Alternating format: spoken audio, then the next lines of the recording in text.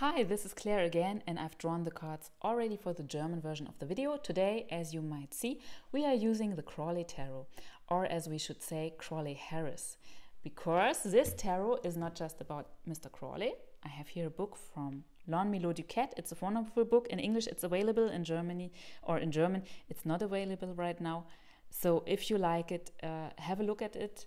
It's also a wonderful book on theory of the tarot cards, on symbolism, on all of these things. And this is Lady Harris. She painted the pictures, and there are many letters in the book between the both of them on creating the cards. So she is really the second driving force behind this deck, and she is often overseen, as we know it from the Waite Smith tarot. There's always a telling, yes, the woman draw the cards or painted the cards while the genius was instructing her. And with Pamela Colman Smith and also with Lady Harris, this was simply not the case. They knew what they did, and they talked this way around. They talked about symbolism, about colors, about choosing the appropriate symbols and all of this on an equal level. This was not the genius and just the artist who is painting it, so to say. This was far more. So this is Lady Harris, and of course I know Mr. Crawley is very subject to many debates until today, but in some things he just did what any rock star in the 70s did, but he did it in the 20s, so to say. So this was of course shocking, and he is nobody that I'm particularly sympathetic with. But this deck is a classic. It's a wonderful tarot deck, and I don't want it to be overseen just because the person was ambivalent, to say it in a friendly way. So Mr. Crawley also has many more sides to him. He has written about yoga, for example, and I've heard from people who are into yoga that you can read it very well until today. He did mountain climbing and things like that in the Himalaya. So this was a person with many facets, so to say. Nobody that I'm, as I have said it, very sympathetic with, but I don't want these cards to be overseen just because he was an enfant terrible, because they are lovely cards, and these are the cards for this week. So we will have a look at them now. And the first card is kind of harsh. Untergang is everything going down, when you translate it in English. So this card, we know it from the Smith-Waite deck, and there this card is even more depressing. There we have a person laying on the floor with 10 swords stabbed into his back. So this is quite friendly compared to that, if we want to see it positive. Yes, but we know here is some breakage. The swords are pointing against each other. They are not fighting in one direction together. We have these things in the back which look animated in a negative way somehow. It is so, yes, you don't know, it's flurrying around somehow. You are seeing this, and yes, this card is about letting go, when we want to put it in one word. It is about resignation in a positive way. I have said this in the German version of the video before. When you see resignation, this comes from the Latin word resignare, and this means means to undo, signare. This means I don't set my signature under this anymore, which means to quit. Things you don't support anymore, things you want to let go of. This is also a card, your daily list, what you have to do and everything of this. Have a look at it, and have a look at what is really important. It's not, as we say in German, don't dance on too many weddings. This is a German saying, you can't dance on too many weddings. So this means concentrate and focus on what's really important, and let go of things that are not so important. We have the 10 of swords. So swords are our thinking mind, our rational mind. This is also about not overthinking, not having too much on your plate, trying to let go, trying to focus really, and resign, which means don't put your sign under everything. Don't grasp too much. Let go, and you will find much more peace than you have now. And this, with this card especially, is peace of mind, of course, always. Yeah. So a very helpful lady in these matters is the Queen of Cups. Königin der Kelche, as we say in German. And she is really about intuition. She is about the flowing things in us. It's totally yin energy when you would say it in Taoistic terms. It is, you can see her here, but she is like veiled. She is like the high priestess in some way. She is about our gut feeling, our emotions. It's about our, not just feeling, it's also how we approach things. We let them come to us a little bit. We are not about, I want it, I want to achieve, bam, bam, bam, yeah, you know, from working life, this attitude. And as I see often with my clients and with people in my courses, we often tend to take our working life attitude with achieving, making a list, doing, pushing forward and all of these things. We often take this attitude into our spiritual life. And then things become complicated and frustrating, because spiritual life works in another way. It is much more letting go, letting flow. It is about working together with the other side. And the other side has different roots than our day-to-day life here incarnated in this world, so to say. So it really means about not grasping too much, but trusting your gut feeling, trusting your instincts, your intuition. We see almost half of the card is with water. So water is the element of the spiritual. You have this find this in many cultures, crossing the waters, all of these things. Also, the ancestors and water are very interrelated in almost any culture. So it's much to learn from intuition, from feelings, from small thoughts that just pop up in this week.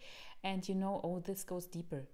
You don't get an explanation in any case. Some people even dream things, important things, or make shamanic journeying or things like that. It's a very good week for that. So we also have a new moon this week at the beginning of the week. So this fits quite well with this energy, and also with this energy. This is called Wechsel in German. It means change in English. It is a 2 of discs or of pentacles. And here we see yin and yang balanced. We see this change symbolized with the eternal snake, the snake that is biting its own tail. So this means movement and eternity. And we have light and dark and yin and yang to symbolize this. We also have Jupiter and Capricorn. Jupiter is about growth, it's about expanding, it's about also values and all of these things, spirituality. Capricorn is about being strict, having order and rules, and it's very much like this card here.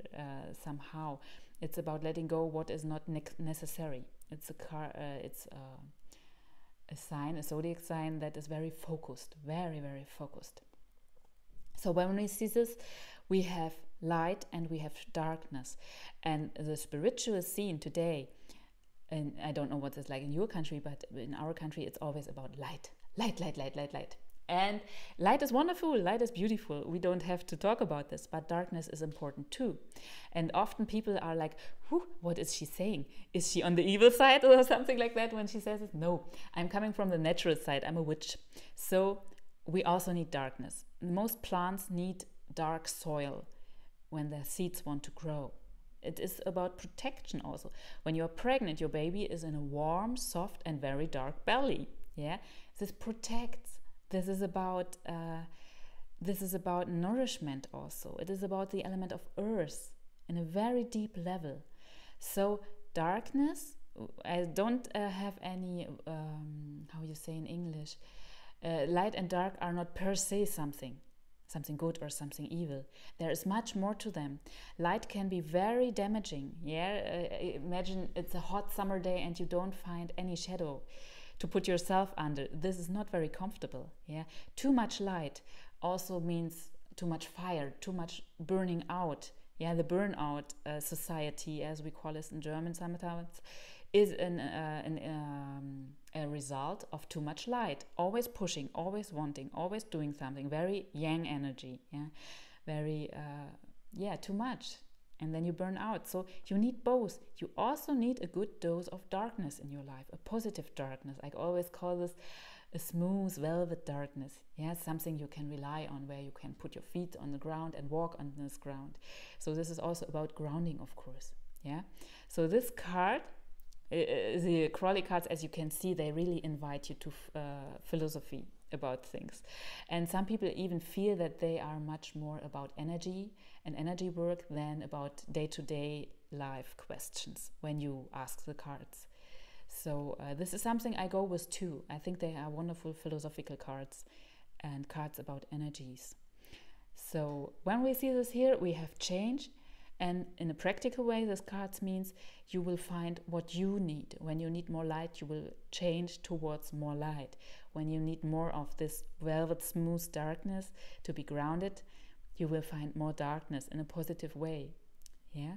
So when we put these cards together, first we have this devastating card. Yes, it's not nice, but also it's about resigning, as I have said it. It is about letting go. It is about having a look at all of this mess, and all of this is running around in your head, all these things. Have a look at them and then change something. Really do straight cuts. Really let go. No discussion. Because there's a nice saying that conflicts are decisions that are not made.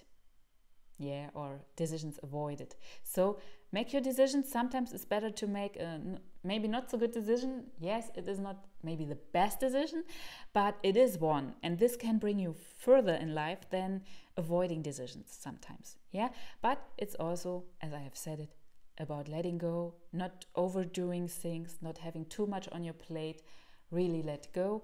And you have someone who inspires you in this week for that. And this is a Queen of Cups, the lovely lady, the veiled lady also. She's just peeking through here a little bit with much light from above, with much water, much intuition. It's also guidance from your ancestors.